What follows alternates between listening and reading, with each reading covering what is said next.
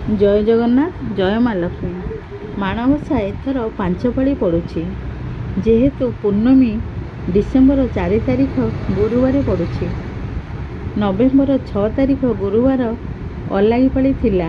आपण माने सेही पाଳି रे चिता पकाई नथिबे किंबा लागी करि नथिबे। प्रथमाष्टमी बुधवार पड़ुछि। ता परदिन गुरुवार 13 तारिख रे प्रथम पाଳି माणबसा पड़ुछि। प्रथमाष्टमी सरी माँ महालक्ष्मी परुआ होइथिबे।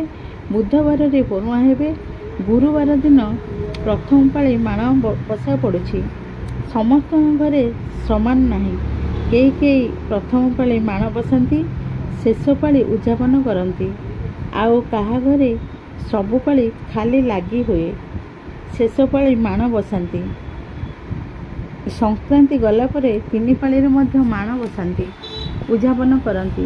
ए जो 13 तारिख प्रथम पाଳି गुरुवार केउ माने माण बसाइबे तो केउ माने खाली लागी करिवे। जार जहाँ विधि रही से माने ताहा करिवे। चिता पकाइबे, माँ को पाई कोठी काटिबे, कोठी रे पद्म पाद चिता देबे।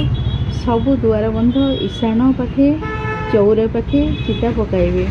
ता पुणी अरुआ चाउल को बाटी सेइथिरे ही पकाइबे। प्रथम पाଳି केउ मानकर पणा देबे, केउ माने चकुली पिठा करिकि देबे, केउ माने दही पखाल देबे। जहाँ जहाँ विधि अच्छी से करिवे, लागी करिवे। एही परंपरा अनुसार से माने विधि अनुसार लागी करिवे। जेउ मानकर माण थिबो से माने माण पाखरे लागी करिवे। आउ जेउ मानकर माण नहीं से माने माँ को मूर्ति बा फोटो पाखे लागी करिवे। प्रथम पाଳି रे माँ को आवाहन करिवे, कलश स्थापन करिवे। कलश को मझिरे केउ पाଳି रे भी उठाइबे नहीं। शेष पाଳି पर्यंत कलश स्थापन होइथिबे।